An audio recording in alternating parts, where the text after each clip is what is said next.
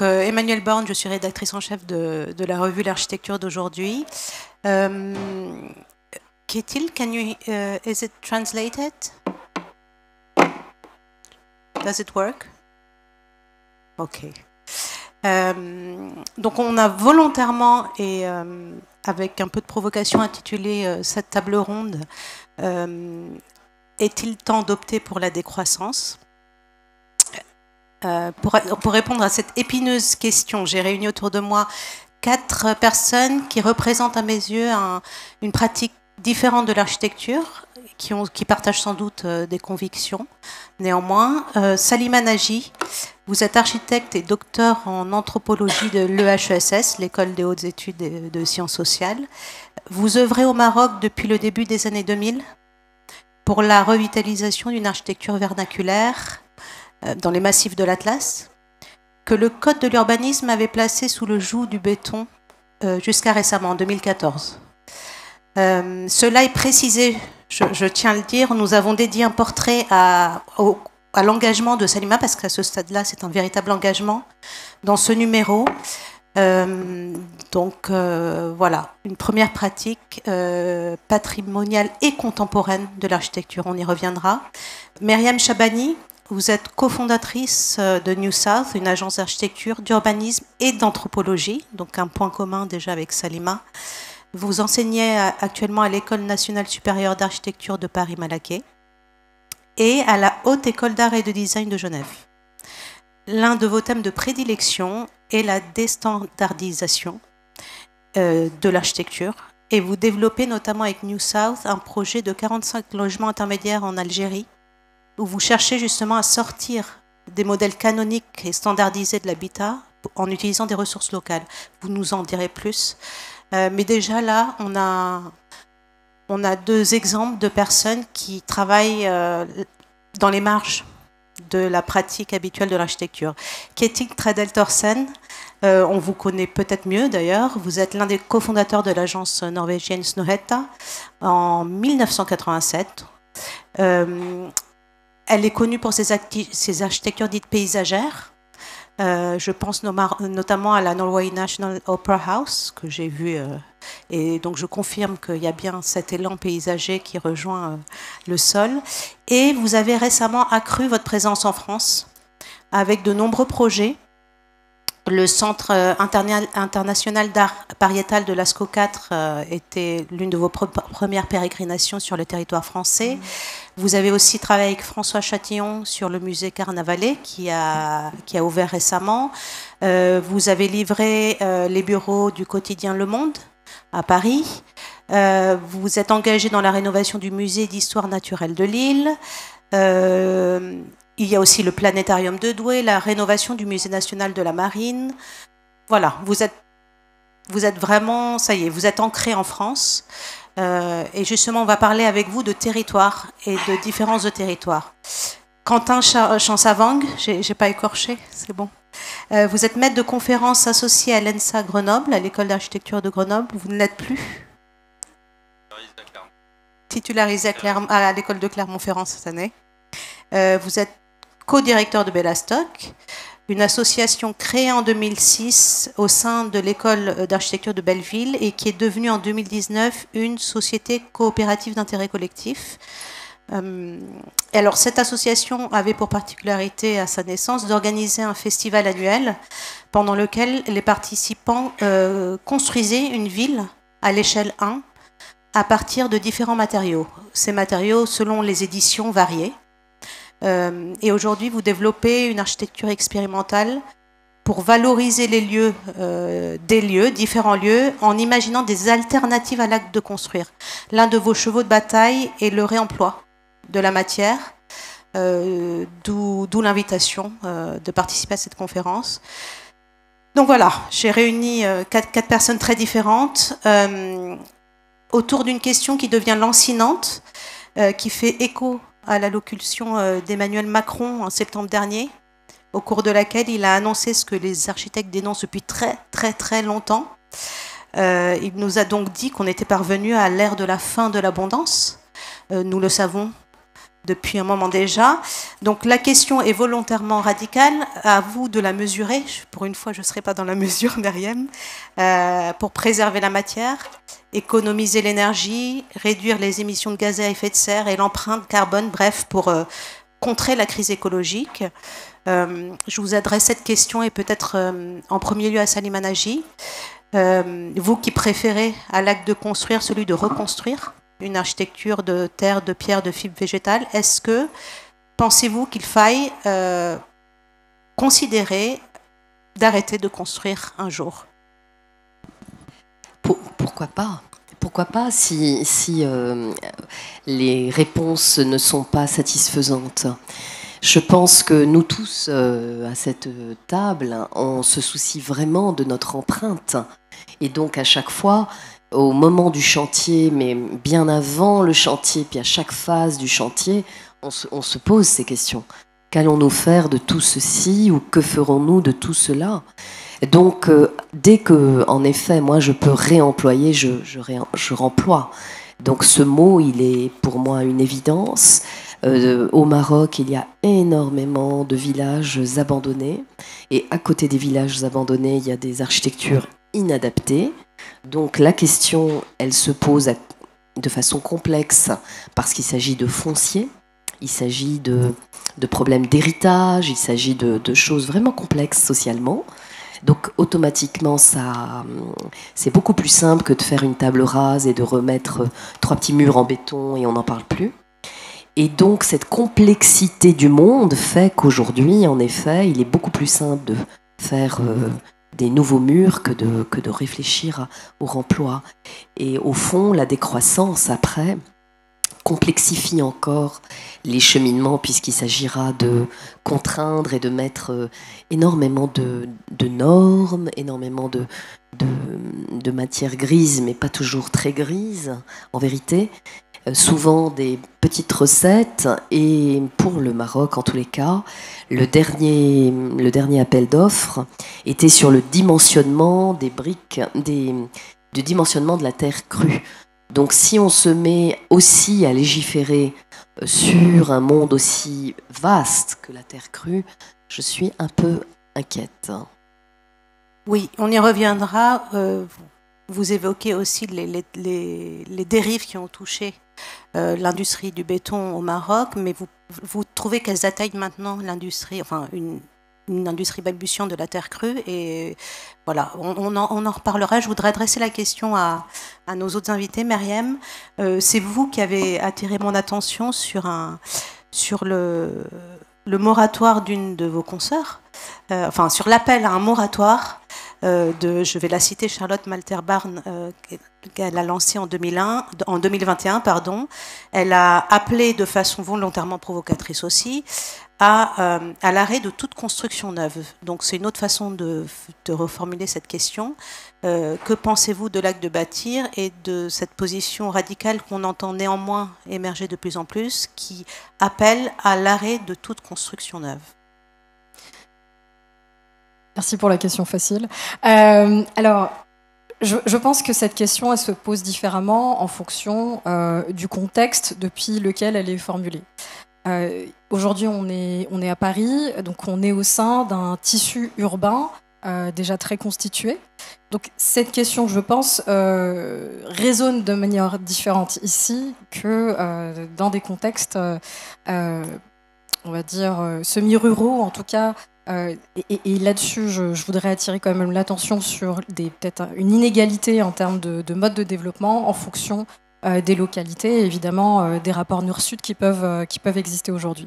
Mais parlons de Paris, de la région de Paris, du Grand Paris. Et aujourd'hui, ce qu'on voit émerger, c'est de plus en plus ce souci au sein des collectivités d'essayer de trouver des alternatives à la façon dont on pensait jusqu'ici l'urbanisation ou le développement de ces villes déjà urbanisées, notamment les ZAC. Qu'est-ce qu'on fait aujourd'hui pour sortir de ces modèles-là, mais pour proposer une offre en logement adapté, parce qu'en fait, on est quand même de plus en plus nombreux. Donc, où est-ce qu'on vit? Dans quelles conditions est-ce qu'on vit? Et évidemment, comment est-ce qu'on fait de la ville sur elle-même? Et aujourd'hui, par exemple, on travaille avec la ville de Saint-Denis, qui avait formulé une demande assez intéressante, puisque elle considère que voilà, il y a de l'habitat indigne, il y a des friches aujourd'hui de taille relativement réduite, et ce qui nécessite en fait une approche presque par le micro-projet urbain.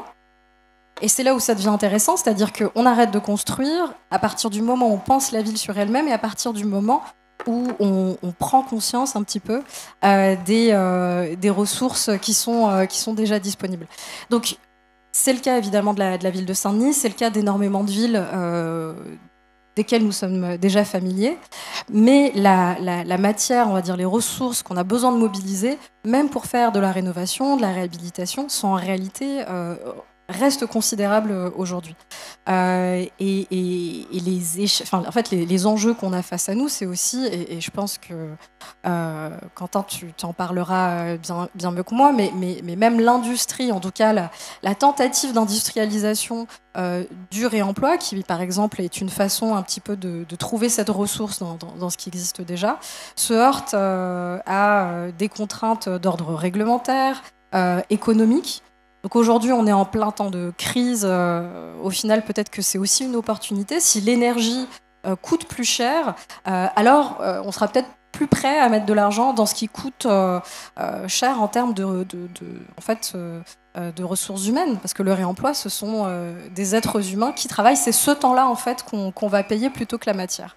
Donc je pense qu'aujourd'hui on est dans un temps de bascule. On peut poser des questions aussi radicales parce qu'on est aussi dans des temps de crise qui nous autorisent à envisager en tout cas d'autres manières de faire. Alors, Kjetil Torsen, là, elle vous offre une transition. En fait, on discutait juste avant la conférence et je crois que vous partagez l'avis de Myriam quand elle a dit que la question est complexe et qu'il faut la poser différemment selon les territoires. Voilà, vous me disiez tout à l'heure qu'on ne peut pas dire oui, il faut arrêter de construire, ou peut-être que la question peut être posée en Occident, mais pas ailleurs. Alors voilà, comment faut-il arrêter de construire et où je vous écoute. I find it extraordinarily interesting to ask that question here at the bâtiment, which in a way is the Gomorrah of the building industry, if you wish. And I find it highly relevant. When you look down the row here, you have like 10 different aluminium companies producing more or less the same details, right? But none of them actually show how they recycle aluminium. And you know, second and third and fourth time recycling of aluminium is definitely more sustainable than recycling steel, for instance. Well, that aside, the question is really complex. And we've heard that already, and I do agree. At the same time, I find degrowth, which was also the theme of the Triennale in Oslo 3 years ago, not this year's, extremely interesting, but really hard to answer. I think in the end, it's a matter of relevance in the world. We have to differentiate between the Western world, its economies, and energy consumption, wealth, distribution of goods, with those who live on $1 a day. I don't think you can use the same terminology all over the world. The best we could hope for, I guess, is a kind of limited growth. Degrowth is difficult as a world terminology. I think I would be very clear about that. At the same time, we're building so much nuisance. We're building so many buildings and so many things that are only there to capitalize on certain economic issues in the Western world.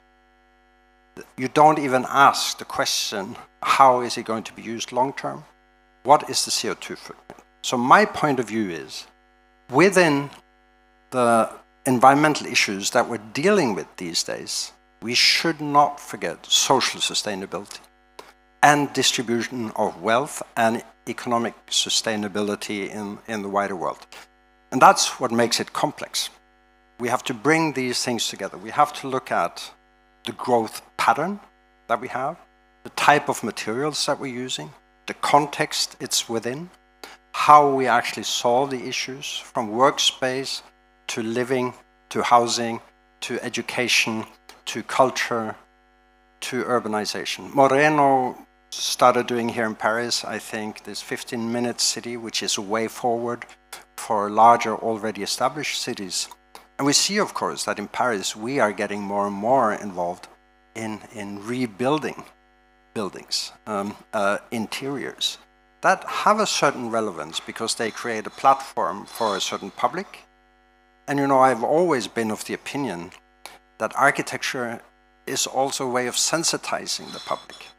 It's not only a matter of bringing forward some sort of primary function in the end.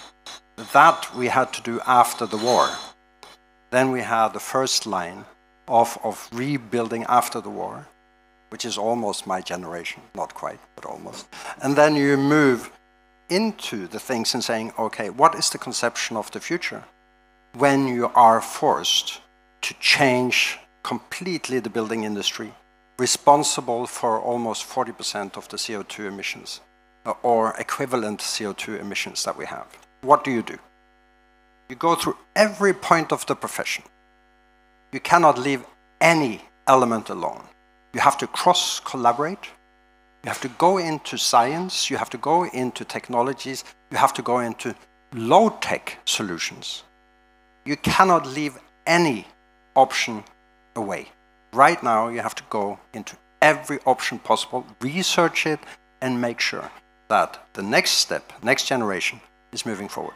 So it's a consideration, excusez-moi, je vais passer au français, donc c'est une considération, et Quentin, je vous poserai la question, mais là il y a quelque chose quand même qui m'interpelle.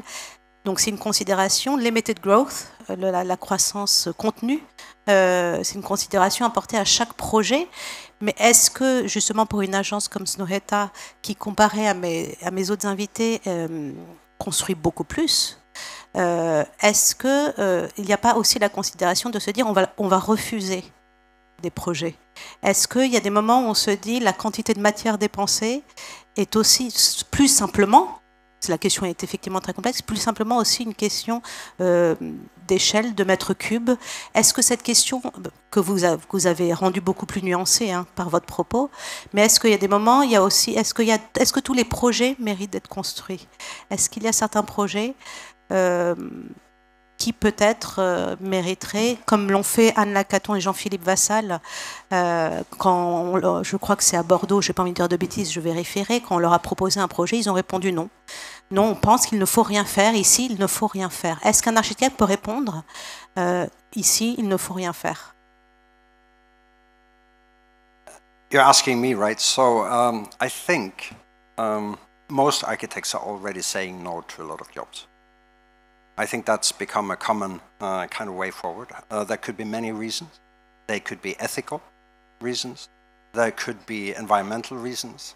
There could be content reasons for saying no. For instance, many architects still design military equipment oriented kind of spaces. We never do that.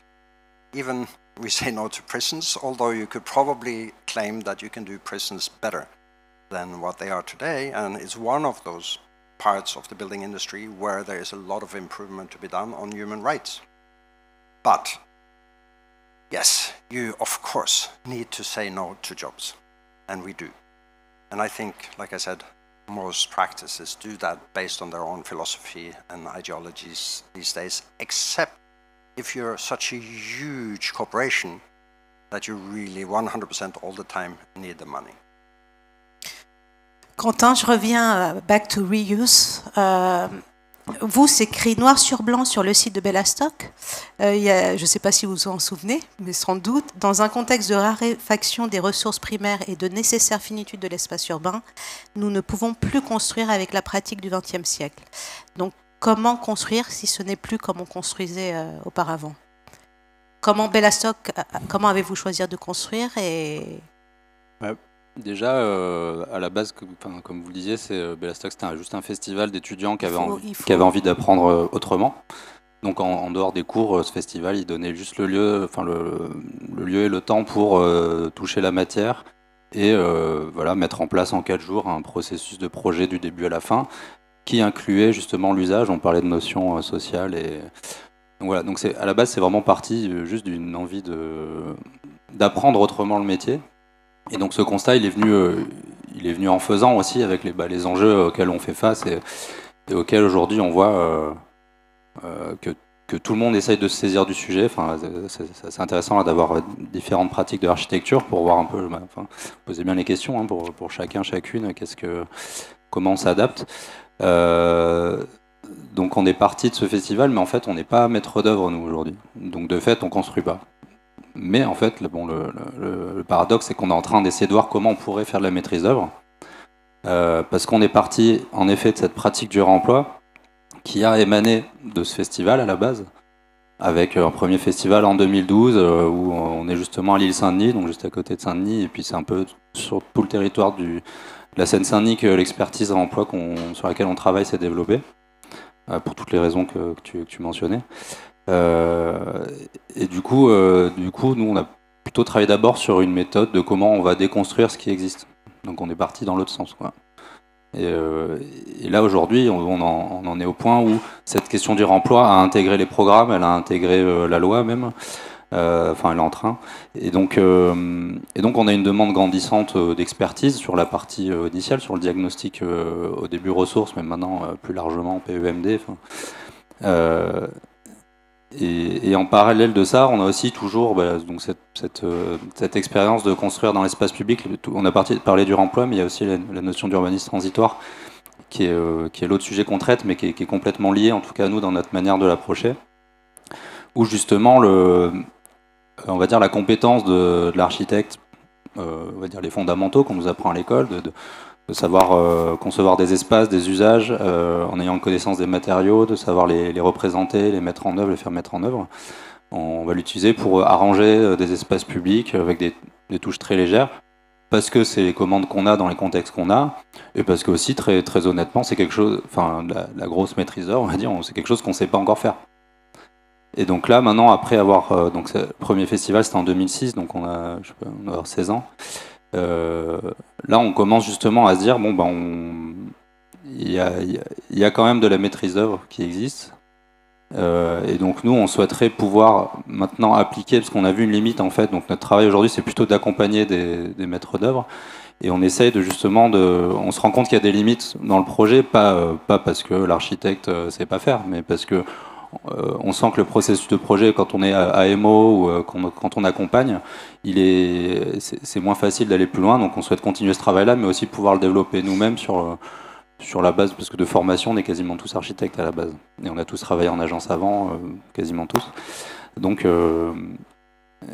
donc l'idée, c'est de pouvoir, en effet, sélectionner les projets, parce qu'on a la chance d'être une structure qui n'a pas une économie qui repose... uniquement sur des projets. Enfin, ça c'est la réalité aussi. Moi je me demande comment une agence comme Snøhetta pourrait se permettre de refuser beaucoup de projets aussi. C'est à un moment, c'est une entreprise qui a énormément de salariés, qui travaille sur une expertise qui est poussée. On peut pas d'un coup dire hop, on arrête de faire ça, on va trouver autre chose à faire. C'est compliqué quoi, en termes d'économie d'entreprise quoi. Et donc nous on a un peu le luxe de pouvoir se dire on va pouvoir choisir un peu les contextes de projet où on pourra le faire. Donc là on est en structuration, mais l'idée, c'est d'avoir, quand il y a des contextes qu'on pense pertinents, d'essayer de travailler sur d'autres manières de faire la maîtrise d'œuvre. Le but n'étant pas de devenir une agence qui produit énormément, parce qu'on sait on n'a pas que ce rôle-là, et voilà, donc on a une position un peu à côté là-dessus, quoi. Je vous poserai la question tout à l'heure de plus concrètement, ça veut dire quoi d'autres manières de faire. J'aimerais bien, si vous aviez en tête, je vous laisse le temps de réfléchir à un projet que vous pourriez peut-être nous raconter. J'aimerais évoquer la question de la matière avec vous, Salima, parce que vous m'aviez confié au moment quand on avait fait le portrait qu'avec le coût croissant, là je vous cite, le coût croissant des matières premières, le combat se déplace au Maroc, je dis bien au Maroc en particulier, se déplace, et il ne s'agira plus à l'avenir de prescrire la terre, la pierre ou le béton, mais de s'assurer que la terre et la pierre, qui maintenant sont autorisées dans la construction, restent accessibles pour le bien commun. C'est ce que vous évoquez, qui est-il sur justement les questions, le développement durable concerne avant tout le vivre ensemble, le bien commun. Et vous me disiez, voilà, maintenant, ça y est, il y a, j'allais dire il y a de quoi se réjouir dans la possibilité d'utiliser la terre au Maroc, mais maintenant vous avez tout simplement peur qu'on la confisque. C'est ce que vous craignez toujours ? En fait, l'approche, c'est toujours celle de la ressource, c'est-à-dire que, voilà, et avec une approche souvent destructrice. Donc, on est là, tous, je pense, à inventer, en effet, inventer toutes sortes de choses face à des situations. D'ailleurs, c'est souvent inconscient. Pour moi, ça a été, je pense, pas conscient au départ. Mais à un moment donné, on se pose cette question de l'éthique. Voilà, qu'est-ce qu'on fait ? Est-ce que j'ai le droit de prendre 25 000 palmiers parce que c'est mon beau projet qu'il a besoin des palmiers ? Non. Donc, mais si je ne prends pas ça, qu'est-ce que je prends ? Donc, toutes ces questions de choix permanent, c'est en effet une réflexion très profonde, très complexe. Là, sur l'image qu'on voit, on est allé chercher des ardoises.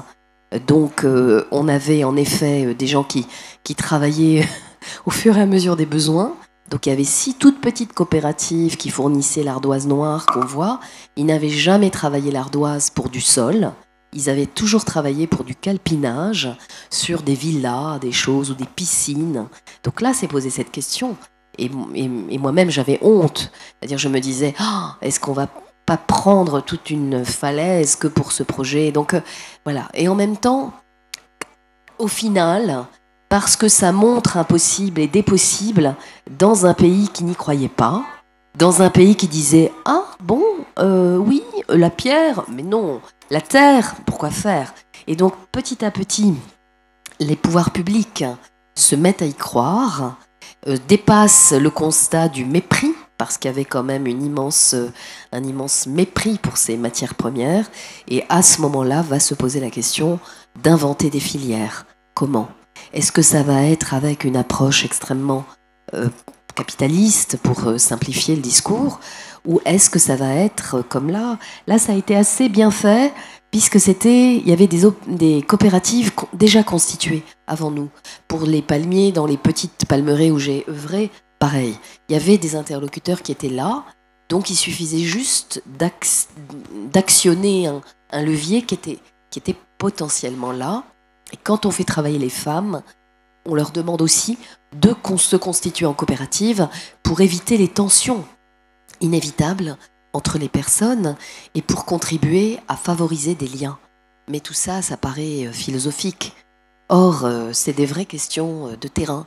Et nous tous, on essaie de les résoudre. Je ne dis pas qu'on y parvient à chaque fois, mais on se pose, je pense, toutes ces questions et on essaie d'inventer avec ce qui s'offre à nous, ce qui est le meilleur pour tous et pour l'environnement et pour les hommes, puisqu'il y a tous ces enjeux sociaux, et pour le très long terme.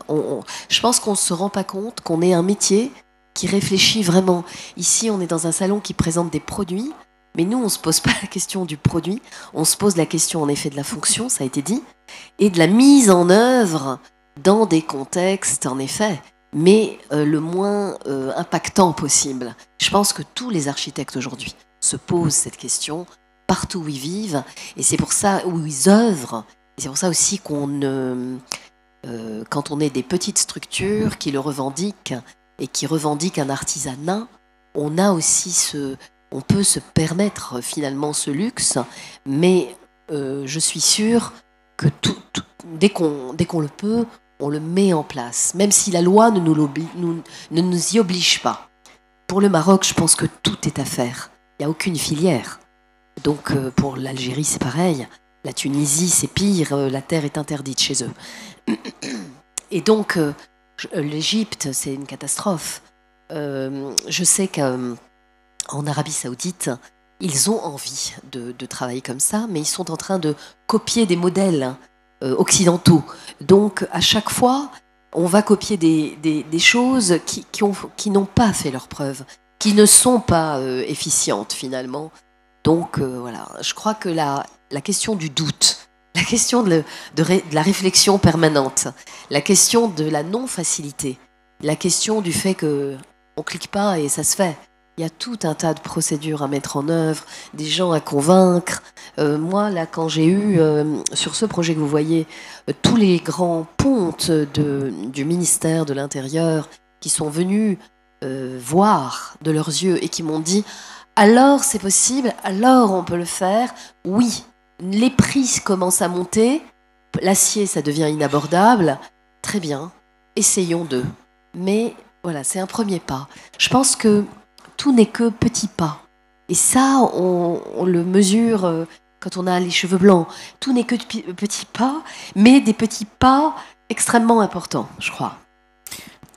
Je pense que ce que vous dites doit beaucoup intéresser Myriam, parce que les questions... Bon, déjà, son agence s'appelle New South, ce qui est pas peu dire. Les questions de déstandardisation, de la marge, loin du centre. Vous parlez de l'Arabie Saoudite, ils vont organiser les Jeux Olympiques d'hiver, d'après ce qu'on nous dit. Donc peut-être qu'il y a des artisans qui veulent bien faire, mais globalement, ils sont glaçants, les décisions prises sont glaçantes. Qu'est-ce que ça veut dire, peut-être avec un exemple concret, Myriam, pour toi, travailler à partir de la marge, comme le fait Salima, pour sans doute impacter le centre et envisager d'autres manières de construire. Qu'est-ce que c'est de déstandardiser? Même si on n'est pas obligatoirement sur de la matière, qu'est-ce que ça signifie pour New South et pour toi? Alors, merci pour la question, parce que ça me permet d'établir quelque chose. C'est que je pense que ce qu'on définit généralement comme une marge, dans la plupart du temps, en réalité, ça représente la majorité. Et ce que j'entends par là, c'est que, notamment, si on commence par regarder les corps des usagers et des usagères, donc les individus qui vont habiter les espaces qu'on va concevoir, alors on sait déjà que la moitié, ça va être a priori des femmes. Parmi les deux genres qui vont être présents, on va avoir des types des degrés de mobilité, des âges différents. Donc une capacité de se mouvoir qui va varier grandement. Donc évidemment, on va avoir des personnes âgées, notamment. On va aussi avoir des personnes qui sont en situation de handicap. Et en fait, au bout d'un moment, à force d'accumuler différents types de vulnérabilité qui s'appliquent à ces corps, on se rend compte que, en fait, on a face à nous la majorité des usagers et des usagères qui vont occuper et utiliser les espaces qu'on conçoit. En revanche, pour quel type de corps est-ce que les espaces sont pensés? Le corps standard, on va dire, généralement, c'est celui d'un homme d'1,80 m qui est en mesure de se déplacer en pleine possession, on va dire, de sa mobilité. Et en réalité, c'est donc un corps minoritaire qui dessine et conçoit en fait la majorité de la production architecturale et spatiale qu'on produit.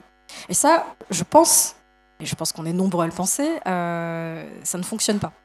Et ce que ça contribue à faire, c'est produire des modèles qui, en effet, sont par la suite repris, exportés, importés à différents endroits pour reproduire les mêmes causes produisant aussi les mêmes effets, disons des qualités de vie qui vont être détériorées. Et je pense notamment au logement collectif. On a fait de très belles expériences dans les années 70 en France, qu'aujourd'hui on démolit à tour de bras, mais qu'on exporte, en tout cas qui sont importés à différents endroits. Je pense évidemment à l'Afrique du Nord, mais en réalité, dans la majorité des pays qualifiés du Sud, on reproduit absolument les mêmes modèles. Donc, si le modèle ne fonctionne pas, qu'est-ce qu'on fait ? Eh bien, il faut essayer de repenser, pour formuler une phrase, il faut essayer de repenser peut-être le vocabulaire à partir duquel on la pense. Donc c'est pour ça que ce positionnement à partir de la marge, il consiste à faire quoi ? Il consiste à regarder donc, différents degrés de vulnérabilité pour essayer de repenser la manière dont on va formuler des réponses à ces degrés de vulnérabilité. Notamment, par exemple, en 2021, on a livré une étude pour la Maison de l'Architecture Île-de-France, AG2R et l'EPA-Marne, EPA-France, sur la question du bien vieillir en ville. Alors déjà, une des conclusions qui sortait de cette étude, c'est que quand on pose la question du bien vieillir en ville, très rapidement, on se rend compte qu'en fait, on pose la question de comment faire en sorte que les femmes vieillissent bien en ville, puisque à partir de 80 ans, on a une grosse différence en fait dans la pyramide des âges en termes de présence des deux genres, puisque les femmes vivent plus longtemps et qu'elles ont tendance à accompagner les derniers jours de leurs compagnons, de leurs époux, mais ce sont elles qui décèdent seules, en tout cas qui terminent seules. Et donc en fait, tout ça nous a amené un petit peu à chercher à approfondir ces questions-là. Aujourd'hui, on travaille notamment sur la place des enfants dans l'espace public pour le pavillon de l'Arsenal. Donc là encore, c'est un autre degré de vulnérabilité qui est interrogé. Et ce travail de recherche, il permet après d'alimenter, on va dire, de manière très concrète, la partie opérationnelle qui est réalisée par l'agence. Donc, par exemple, aujourd'hui, on refait les espaces publics de la ville de Vernon en Normandie. Et là, c'est l'occasion un petit peu de tester en fait ces dispositifs et on va dire de mettre à l'épreuve en fait du réel. Donc, notamment quand on est là, on est dans le cadre d'une ville moyenne. Et donc en fait les enjeux de mobilité se posent particulièrement parce qu'en centre-ville, qu'est-ce qu'on trouve? C'est beaucoup de retraités qui, contrairement à ce qu'on pourrait croire, ne déménagent pas loin au fin fond de la campagne, mais ont plutôt tendance à 80% à rechercher décentralité, parce que décentralité, c'est l'accès à des services, c'est l'accès aussi à des gens, en fait, à une sociabilité, pouvoir faire ses courses, etc. Donc, en fait, on se rend compte que penser, par exemple, de l'habitat qui est adapté, des WC PMR, etc., c'est très bien que ça soit codifié au sein de l'architecture, mais si l'espace public ne suit pas, si on ne permet pas la déambulation de chez soi jusqu'au supermarché, jusqu'à la pharmacie, etc., selon des parcours non interrompus et cohérents, et ben on passe à côté un petit peu de l'enjeu. Et donc c'est là qu'on voit que tout interagit, on va dire que tout est imbriqué en termes d'échelle, en termes de programmes, que ce soit évidemment les programmes architecturaux, que ce soit des équipements, des logements, des espaces publics, mais également évidemment en termes de dimension. Donc aujourd'hui, je pense que la marge de plus en plus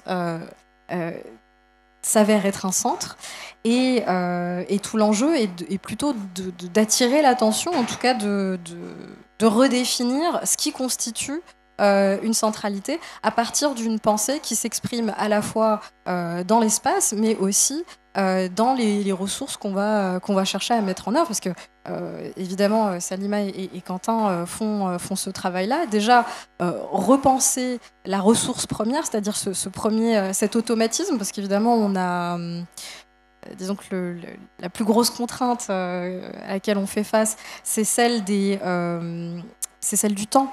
C'est-à-dire que concrètement, on a l'habitude de faire comme ça. On est payé pour un certain nombre de jours. Et généralement, on n'est pas très bien payé pour ces jours-là. Donc si en plus, on va investir une semaine de plus, 10 jours de plus pour aller rechercher d'autres modèles, d'autres façons de concevoir, en fait, on s'en sort pas. Et c'est aussi pour ça que le souci se situe à différents degrés. Donc là, on est sur une table ronde d'architectes, mais nous, on a aussi besoin, en fait, de travailler avec des industriels, avec des fournisseurs, afin de pouvoir sourcer de manière efficace et rapide des solutions qui vont dans le sens de la qualité du projet. Sinon, on s'en sort pas. J'aimerais rebondir sur ce que tu disais sur le corps et l'espace public, parce que je fais un lien évident avec le travail de Snohetta. Je ne sais pas si la régie m'entend, j'aimerais bien qu'on puisse projeter les images tout simplement qui restaient, parce que justement j'aimerais montrer aussi le traitement de l'espace public dans les bâtiments de Snohetta. Donc s'il y a quelqu'un dans la boîte, je serais ravie d'avoir les images. Tu disais, Myriam, tu parlais donc du corps, et il y a un article très intéressant que je vous invite à lire, qui est paru dans Le Monde, qui a été actualisé d'ailleurs, sur la disparition des enfants des villes dans les rues de Paris, dans les rues de France. Effectivement, l'espace public, c'est comme ça qu'on a tous connu Snohetta. C'est cette volonté de se raccrocher à l'espace public, qu'il soit rural, qu'il soit urbain, qu'il soit hyper urbain, qu'il soit métropolitain, qu'il soit dans un parc naturel. Ça, c'est bien une constante du travail de Snoeta. Quand vous entendez Myriam parler de déstandardisation et de la marge, et de réinterroger la marge pour la remettre au centre du travail de l'architecte, comment est-ce que chez Snoeta, vous interrogez, j'ai une double question, là, je suis désolée, comment est-ce qu'on déstandardise chez Snoeta? Voilà, comment on pense la déstandardisation? Et après, j'aimerais qu'on glisse un peu sur l'espace public, qu'on en revienne à l'espace public en particulier.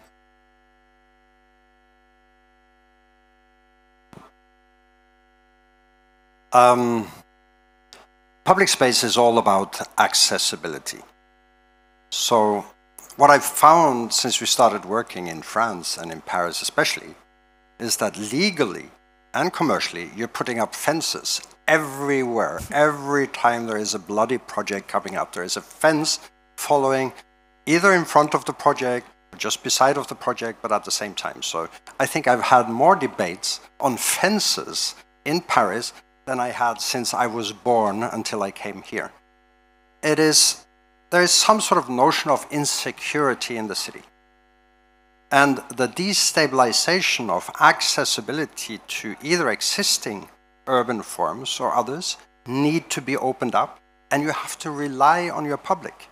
You have to trust your public. If you don't trust your public, they will become violent.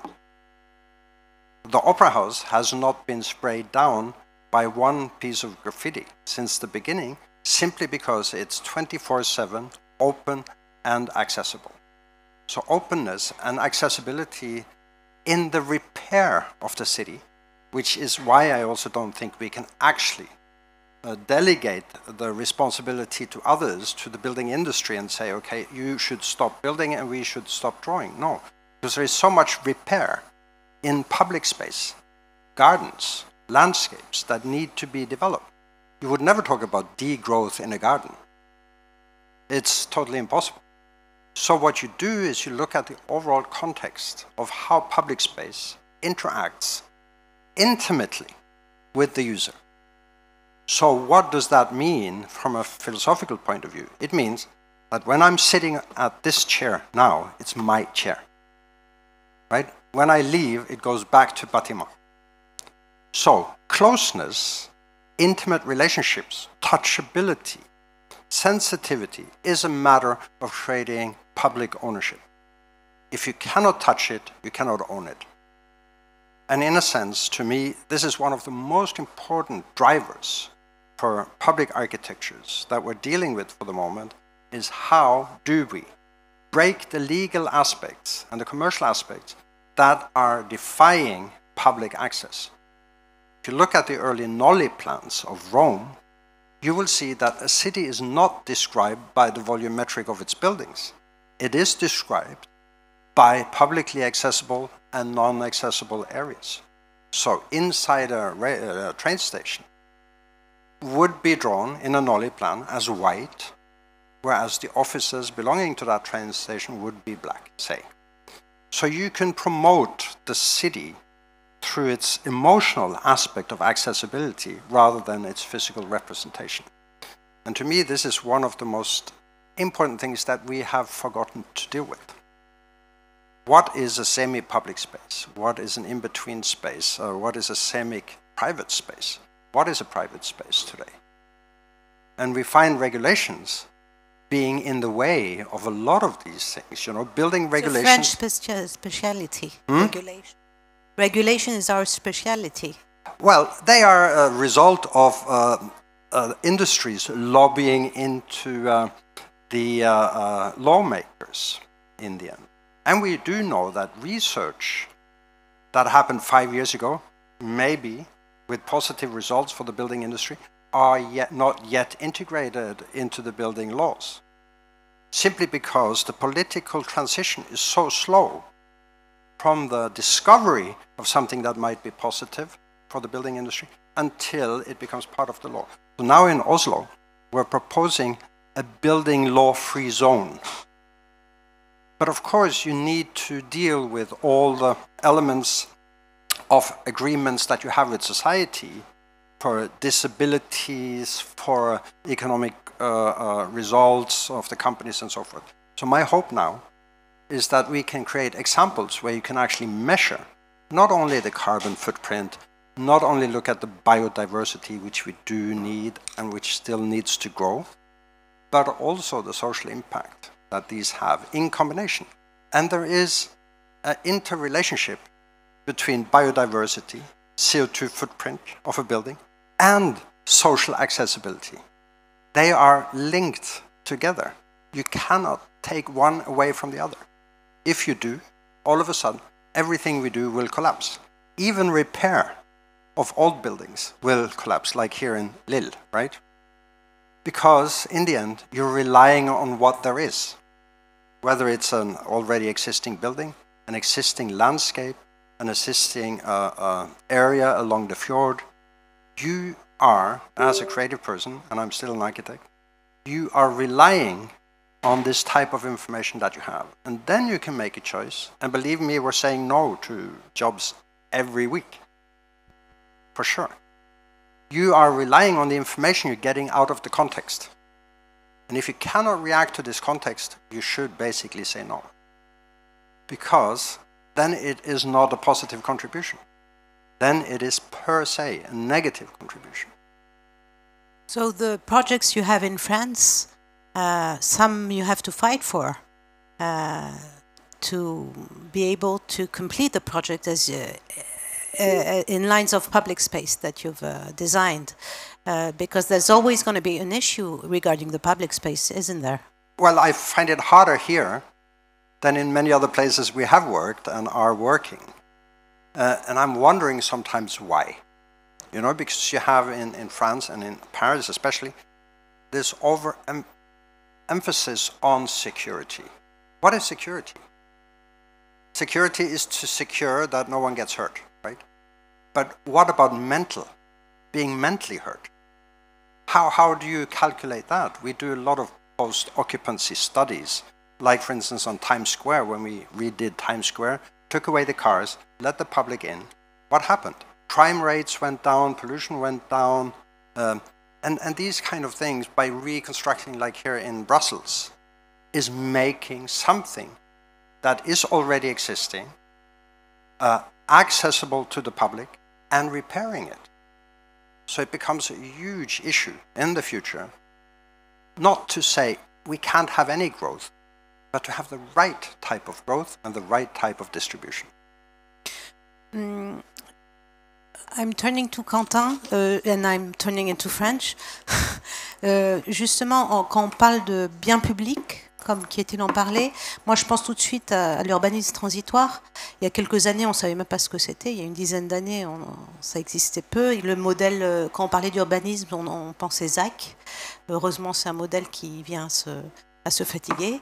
Quand vous dites que vous faites de l'urbanisme transitoire, donc c'est remettre un morceau de ville, le remettre au bien commun en fait. C'est le temps. J'aimerais vous entendre dessus avec un exemple si c'est possible. C'est quand l'urbanisme transitoire, c'est en attendant le passage d'une ville qui est essoufflée à son renouvellement, c'est néanmoins occuper l'espace. Est-ce que cette définition vous convient ou est-ce que c'est tout autre chose que vous faites? C'est justement quelque chose qu'on est en train de re-questionner un peu en interne, parce qu'on se rend compte en effet que le terme est devenu un peu plus public récemment et qu'il y a plein d'acteurs qui sont apparus et avec différentes manières de faire. On va voir Plateau Urbain qui est beaucoup sur des bureaux, de l'occupation temporaire ou sur des rez-de-chaussée. Ils montent aussi des foncières pour justement récupérer du foncier pour des commerces de l'ESS ou des choses comme ça. Après il va y avoir l'exemple de Yes We Camp par exemple qui eux vont venir occuper un lieu. Ils commencent par comment je fais pour que les gens viennent, donc ça commence par un bar, par un lieu pour lire ou quelque chose, et ensuite ils ne planifient rien, ils laissent venir. Alors c'est des modèles avec des énormes prises de risques forcément, donc ça demande aussi un engagement assez fort des personnes et de la structure. Et nous ça s'est formalisé du coup déjà toujours par le festival qui au final, même si c'est éphémère, on vient sur un lieu avec une ressource et on vient s'entraîner à se dire qu'est-ce qu'on est capable de faire ici avec ce qu'on a. Donc alors juste pour préciser, pour ceux qui ne connaissent pas les festivals de Bellastock, Ça se passe pendant combien de jours à peu près? Oui, il y a alors, combien de participants? À l'origine, c'est 4 jours. Donc on arrive un jeudi, on repart un dimanche.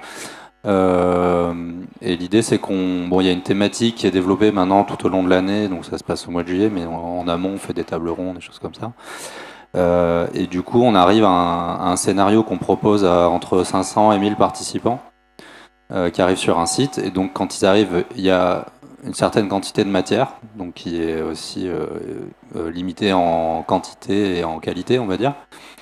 Et à partir de là, ils doivent concevoir, construire leur habitat et vivre dedans jusqu'au dimanche. Et le dimanche, le démonter, reconditionner les matériaux pour qu'ils puissent être remis en circulation.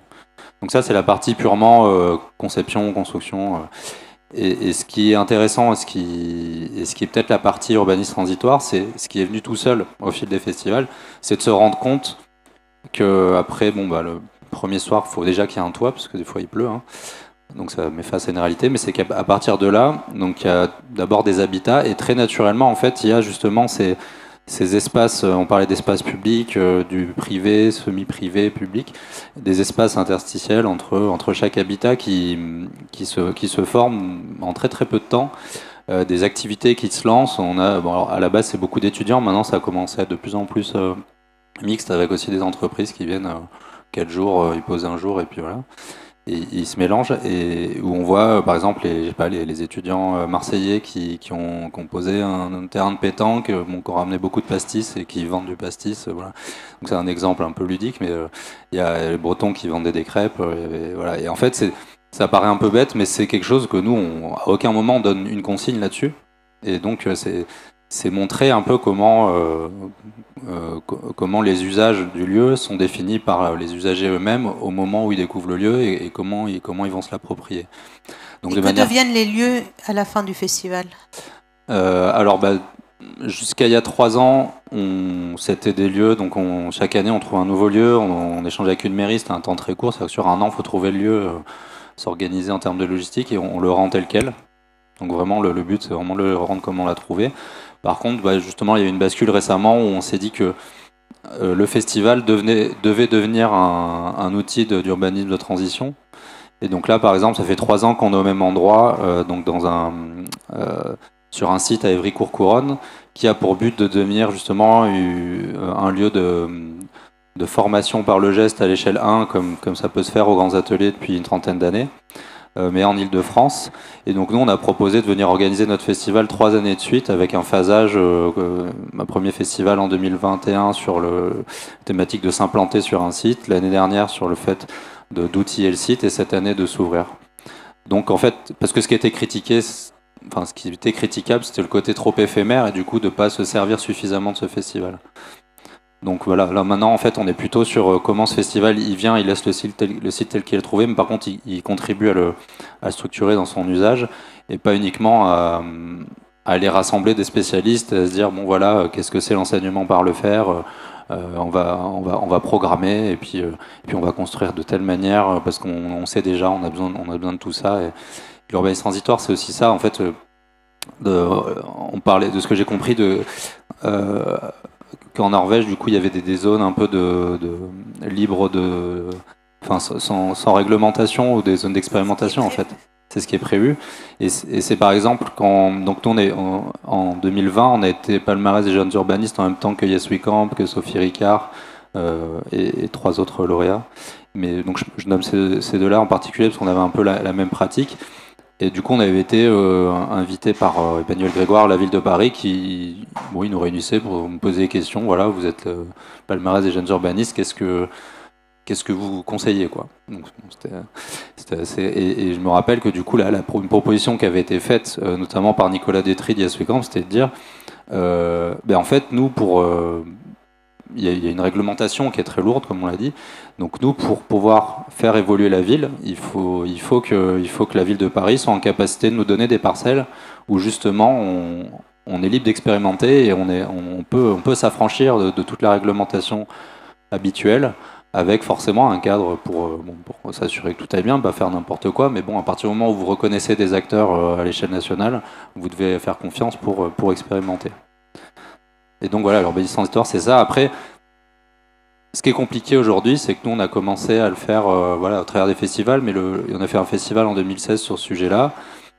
Ce qui est compliqué, c'est que ça ne concerne pas qu'un bout de parcelle et nous qui arrivons, et puis un maître d'ouvrage qui dit bon, allez-y, faites ce que vous savez faire. Non, justement, ce qui est compliqué, c'est que il faut que toute la chaîne d'acteurs, de l'usager jusqu'à l'aménageur, fasse partie du process, du coup, qu'ils soient sensibilisés, qui soient inclus dans la démarche, et ça re-questionne vraiment tout le process de projet, du coup sur des projets qui habituellement peuvent durer 10 ans, quoi. On parle de projets d'urbanisme. Et donc c'est là que c'est compliqué, parce qu'on peut mener une action et qu'ensuite l'objectif normalement c'est qu'à la fin de cette phase d'expérimentation transitoire, c'est qu'on puisse faire des préconisations pour que ce qui va atterrir sur ce territoire découle de ce qu'on a pu observer, quoi. Donc ça peut être rien du tout, ça peut être il y a un besoin énorme, et ces besoins ils sont faits sur le temps présent avec les usagers. Et bon, c'est vrai que maintenant il y a pas mal de dérives de ça, où on vient nous chercher, et puis des fois c'est pas facile de le voir avant, où en fait il y a quelque chose de déjà programmé derrière, et on vient, on occupe une parcelle qui est vide, où à la base normalement le maître d'ouvrage il doit payer du gardiennage, donc on fait du gardiennage, on rend le lieu attractif, on fait monter le prix du terrain, et puis en fait on participe juste à une gentrification anticipée du lieu, et en plus s'assurer que ça marche, parce que des fois leur projet ne marche pas. Donc c'est un peu le travers aujourd'hui, c'est pour ça que c'est hyper important de faire ça de bout en bout, et on commence vraiment à avoir des commandes qui sont beaucoup plus...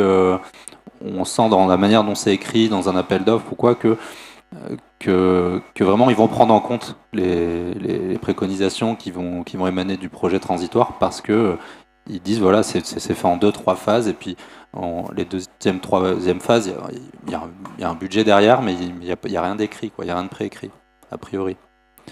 Et donc c'est pour ça qu'à Bellastock on travaille sur du projet, mais on s'évertue aussi à faire de la formation, à essayer de répondre des appels à projets pour la recherche et de l'appui aux politiques publiques, pour réussir à pouvoir actionner un peu à tous les niveaux. Et à éviter l'instrumentalisation au service de politiques de gentrification. Voilà. Je vois qu'il nous reste très peu de temps, mais j'aimerais quand même vous poser à tous une question. On voit bien dans tout ce que vous dites, déjà il y a des acceptions très différentes de toutes les notions qu'on aborde. On est bien d'accord que la décroissance et arrêter de construire complètement, si c'est souhaitable sur certains territoires, ça doit être en tout cas mené avec beaucoup de nuances. Sur d'autres territoires, ça n'est pas souhaitable du tout. En fait, j'aime bien votre expression, Kétil, où vous dites que c'est limited growth. Il faut peut-être plutôt parler de décroissance, de parler de croissance contenue. Que devient le métier de l'architecte ? On dit chaque génération, chaque décennie va dire que le métier a évolué, que ça n'est plus le même que celui qui était conduit dans la décennie précédente. À l'ère de la frugalité, de la décroissance, de la croissance contenue, de toutes ces notions qu'on vient d'aborder un peu rapidement, il faudrait plusieurs heures pour les développer. On a l'impression que l'architecte se fait moins bâtisseur et davantage soignant, en fait. Donc, vous, comment, Myriam, je pense qu'avec Quentin, c'est intéressant de vous entendre tous les quatre, parce que vous représentez deux générations différentes, mais voilà, que devient ce métier-là ? Est-ce qu'il peut avoir de l'influence ? Et quand on sait que le premier des leviers pour construire la ville est politique, est-ce que vous sentez que néanmoins un architecte engagé, militant, activiste parfois, peut contribuer à faire bouger les lignes, et quel est son rôle désormais ? Alors, je pense que Patrick Bouchain a déjà tenté l'expérience avec succès. On est évidemment une discipline qui se met au service d'une maîtrise d'ouvrage, donc d'un pouvoir qui est en place. Et je trouve ça très intéressant ce que tu disais, Quentin, sur le rôle aussi de l'urbanisme transitoire dans des mécaniques en fait, de spéculation immobilière. Donc on voit aussi la façon dont nos efforts peuvent être détournés au service de systèmes qui sont solidement en place. Et je pense que naturellement, la question s'est posée à tous les temps de crise, c'est comment est-ce que, on fait face à la dégradation des conditions de travail dans la profession, parce que ça évidemment c'est une question qui revient, qui est un petit peu sous-jacente, hein, un petit peu dans les questions aussi qu'on se pose sur la décroissance. Et puis deuxièmement, évidemment, comment est-ce qu'on réinvente notre rôle de manière à en fait, trouver des marges de pouvoir, des marges en fait, en tout cas, en tant qu'architecte, se déplacer simplement de prestataires de services avec les marges de manœuvre limitées qui peuvent être associées à ce rôle pour réinvestir, disons, toute la dimension qui peut exister de liberté, et en tout cas de création entre la contrainte et notre marge de pouvoir effective. Donc très concrètement, qu'est-ce que ça veut dire ? Ça veut dire que l'acte de construire, il a de nombreuses composantes et il a de nombreux métiers.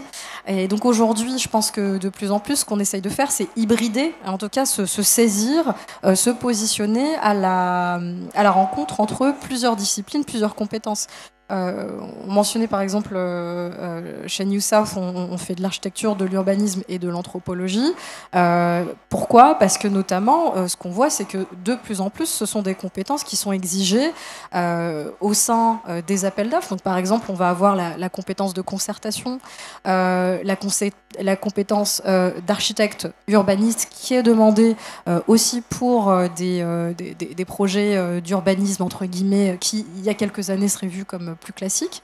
Et tant mieux, je pense que c'est une évolution positive, mais ça veut dire aussi qu'on a tout intérêt à se doter de ces compétences en interne et s'en servir pour enrichir notre pratique. Sinon, là encore, on va retrouver en fait une espèce de décomposition des pouvoirs de la maîtrise d'œuvre, mais avec des responsabilités qui vont rester les mêmes. Donc, ça, c'est dans les métiers, on va dire, de la maîtrise d'œuvre. Mais évidemment, l'AMO, l'assistance à maîtrise d'ouvrage, on s'est aussi rendu compte que c'est un puissant levier d'évolution. Là encore, c'est très intéressant ce que fait Bellastock à ce titre-là, parce que en fait, ce qu'on s'en rend compte, c'est évidemment que ce sont les politiques publiques qui contraignent énormément, en tout cas qui créent le cadre réglementaire dans lequel on peut s'épanouir. Mais même au-delà de ça, nous, on est confrontés là récemment à cette question-là, c'est que sur la question de démolir ou maintenir et réhabiliter, même de la part de municipalités ou de pouvoirs publics qui se définissent comme écologistes, l'idée de démolir des grands ensembles, ça reste encore un automatisme. C'est un signal fort, c'est quelque chose qu'on dit parce qu'on va changer le quartier, on va mettre les choses au propre. Mais disons que le message sur la décarbonation, sur l'impact environnemental de la démolition-reconstruction n'est pas encore remonté à tous les échelons du pouvoir et des décisions. Donc c'est un peu aussi notre rôle d'arriver à faire porter ces paroles-là de manière à réaliser les projets qui nous ressemblent. Merci. Qu'est-il comment a évolué votre rôle depuis 1987 ? Est-ce que vous faites le même métier qu'au moment de la fondation de Snohetta ? Wow. It feels like ages ago, of course. But let me say, we started off already as a very broad collaboration in '87 with landscape architects, philosophers, sociologists, designers. So we started off in a very broad kind of professional sense, and I've always seen what we do not as a service, but as a craft. So I believe breaking down the cylinders between the different professions is one of the big tasks in the future. The powerhouse organization that we have established in Norway has a client, a contractor, an architect, an environmental lobbyist, and an engineer. And once you work within one constellation, you can reach other results. And now we're trying to push this powerhouse philosophy into France, and one of the examples was this Eura Energy building that you see in Dunkirk. But let me go back to the problems that we're facing when it comes to building the future and taking care of our surroundings. In a new rich situation, you will always want to cut ribbons, right? Politicians are like being photographed in front of a red band with the scissors in the hand, opening up something new. It is much less glamorous to protect what you have. It has a different type of meaning. And I think we need to get to a point where preservation is not about preservation per se, but about the actual glamorous aspects of preservation. Because politicians need to be seen as doing something positive, otherwise they won't do it. On the other hand, I could imagine that we tear down buildings in urban settings for them not to be rebuilt. So, there is a possibility of taking down existing structures to create public space, for instance, or gardens or green, which is also kind of planning. If you go to a city like Amsterdam, I don't think 1 square millimeter has not been touched by a human hand. Nothing is nature. So planning and redistributing the values of where we're going is a continuous debate. We need to think about it practically, economically, in the distribution around the world, but at the same time also we need to think about it within our own profession. And our own profession is changing. When I started, we didn't even design on computers, right? You have to, if you can imagine what that looked like by doing all the hand drawings that we had to do for the library in Alexandria, for instance. But there we educated a whole generation of stonemasons just to go back and understand how they split the stone, how they hand carve in the stone. We opened the quarry on the borderline, on the border of Sudan in Aswan. We provided all the equipment in there for them to be able to actually do this kind of work. We did the same with the Opera House and the marble when we went into the quarry to make sure that you take the stone out of the quarry in the right sequence and that the stone can actually be split. So it's a series of redefinitions. Most important to me for the moment is to still fight the environmental footprint of CO2 or CO2 equivalents in the building, to fight for really higher degree of biodiversity in our cities, in our countryside. Never build on agricultural land. Never, ever build on agricultural land for food production. Move back and make cities more accessible to the public, open them up, and follow the line of architectures that can actually also contribute to the less fortunate parts of the world, because this world's population is still growing. While we're at war in Ukraine and exploding gas pipelines going through the Baltic Sea, which through their own evaporation to the surface have an equally high amount of CO2 released as the complete consumption of all Norwegian families for a whole year. So we're standing in a crossroads situation. All we do has an impact. And even if that happens in the Baltic Sea and these pipelines are still leaking gas, we have to keep fighting inside our professions. If we don't, nobody else will do it. So it's our responsibility. Salima, les combats vous connaissent. Votre métier, finalement, il y a une constance quand même dans votre façon de pratiquer votre métier. Il y a je parle de votre ténacité, bien sûr, mais quand Kjetil parle de craft, votre façon d'envisager votre métier, ça reste quelque chose d'artisanal. Ça n'a pas bougé? Je pense que justement, vous parliez tout à l'heure de fonctions différenciées. Je pense qu'on est on est plus qu'une profession. On fait cette couture du lien social, des paysages. On est tout le temps dans les liens, dans tout ce travail. Et finalement, on apporte énormément. Et on ne peut pas dire, je crois que ce mot architecte peut être réduit à une technique, mais là c'est tellement triste, alors qu'on est plutôt j'ose pas utiliser des mots, opérateurs, c'est horrible comme mot, mais en tout cas on est des personnes qui sommes à la fois extrêmement sensible à plein de choses qui se passent autour de nous. On a envie que ça se passe mieux. Je pense qu'on est aussi porté par des valeurs. Vous parliez de préservation, quelle qu'elle soit. Pour moi, c'est aussi extrêmement important. Et en effet, notre métier reste artisanal et doit le revendiquer. D'ailleurs, quand on passe dans des allées extrêmement comme ici, on voit bien que ça n'a rien à voir.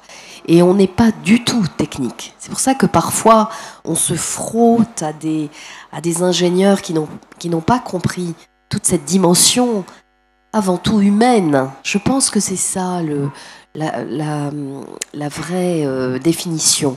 C'est qu'on est au-delà, sans cesse, et cet au-delà nous permet de produire des lieux qui vont ouvrir des champs nouveaux et qui font faire que, en effet, c'est pas un métier. On entre dans ce métier comme on entre en religion et il nous caractérise. C'est-à-dire qu'on est tout de suite dans le contact, on est tout de suite dans des envies, on a un esprit de découverte quand on s'attache à d'autres pays que le nôtre. Et du coup, ça permet des réponses qui, en général, sont intéressantes. Parce que, justement, vous parliez du temps, on opère à un moment donné. Donc, on est tout le temps dans une réflexion, dans une position, dans un positionnement, mais dans une vraie générosité aussi. Et ça, en effet, la dimension artisanale, elle a un artisan aussi. C'est une main, mais c'est aussi un verbe, c'est aussi un cerveau. Voilà. Et c'est tout ça qui va faire notre profession, je crois, et au-delà. Merci Salima. Quentin, je vous laisse le mot de la fin. La dimension artisanale, c'est presque... Alors moi, j'ai vu des changements de génération et j'ai vu... Je connais des architectes de plusieurs générations et ils n'ont pas du tout la même approche du métier. Pour moi, Bellastock fait partie de ceux qui ont changé justement cette définition. Vous vous reconnaissez beaucoup plus, j'ai l'impression, dans une définition artisanale du métier qu'en architecte démiurge qui va faire un opéra, même à la façon Snoetta. Vous êtes plus proche d'une architecture, j'allais dire, plus proche de la ressource. Oui, au début, tu me demandais comment on mettrait en œuvre des maîtrises d'œuvre qu'on ne fait pas encore. C'est des choses, maintenant qu'on voit partout, un peu, enfin pas partout dans le sens, mais qu'on connaît, quoi, la ressource, donc matériaux biosourcés, géosourcés, mais en effet, toujours penser, pas forcément aller chercher de la terre à l'autre bout de l'Europe ou du bois à l'autre bout de l'Europe aussi, mais donc, faire attention aux ressources, qu'est-ce qui est présent. La première ressource, en effet, c'est le bâti existant. On parlait de toutes les cités qu'on détruit symboliquement. Nous, c'est le plus gros de nos missions, c'est ça, c'est en réemploi, c'est dans l'ANRU accompagner des déconstructions et puis les convaincre de pas forcément tout construire, et quand on déconstruit, de garder la matière pour en faire quelque chose. Donc voilà, c'est toujours... on parlait de ne pas construire, peut-être construire le moins possible, ou en tout cas de le mesurer, toujours en fonction des contextes. Et pour boucler un peu avec ce que je disais au départ, le Bellastock au départ, c'était purement des étudiants qui avaient envie d'apprendre autrement sans trop savoir... sans avoir d'objectif forcément écologique ou quoi que ce soit, c'était vraiment juste un besoin. Et aujourd'hui, donc là, comme je disais, j'étais titularisé à Clermont-Ferrand, donc j'arrive dans une nouvelle école où j'arrive dans un enseignement de master où on questionne justement qu'est-ce que c'est les fondements un peu de l'enseignement. Et le mot qui est revenu justement, c'est la décroissance. Donc c'était hier soir, hein. Donc ça m'a fait, alors on n'était pas sûr du mot non plus, mais voilà, on s'est dit. Qu'est-ce qui motive les étudiants aujourd'hui, et en fait surtout comment on doit les former, parce qu'aujourd'hui on dit que dans la pratique professionnelle on doit changer, mais en fait on continue de former des étudiants qui dessinent des espaces avec un double trait qui, on dit pas ce que c'est, sera peut-être de la pierre si on y arrive, mais en fait non, on dessine déjà du béton, comme tout à l'heure on disait, on conçoit des espaces par des hommes blancs de 1m80, c'est pareil, quoi. On continue de dessiner des projets, penser comme du béton, et ensuite on se pose la question de avec quelles ressources on va le faire. Non, il y a déjà ça qu'il faut inverser. Donc comment on l'apprend? Et puis c'est un vrai enjeu parce que on voit que je sais que pas mal d'agences, ça déserte. En ce moment, ça recrute énormément partout. Je me demande pourquoi on recrute autant. Ça veut dire qu'on doit construire beaucoup. Bon, déjà, ça pose question. Et je pense qu'aussi, il y a beaucoup de départs. C'est très dur de trouver. Même nous, on a aussi du mal à retrouver. Bon, parce qu'on ne paye pas très bien. Donc ça, c'est encore un autre sujet. Mais, et donc, il y a un peu toute cette question de... Voilà, on questionner le métier. Et en fait, le métier est dans une forme de décroissance aussi, je pense. Parce que, très belle conclusion, merci. Voilà. Parce qu'effectivement, finir par la nécessité de réformer l'enseignement, ce sera notre prochain sujet. Merci beaucoup à tous les quatre. Je crois qu'on a empiété sur notre temps de parole, mais si vous avez une ou deux questions, allez-y quand même. Hein. On ne les a pas souvent tous en même temps. Non ? Merci beaucoup.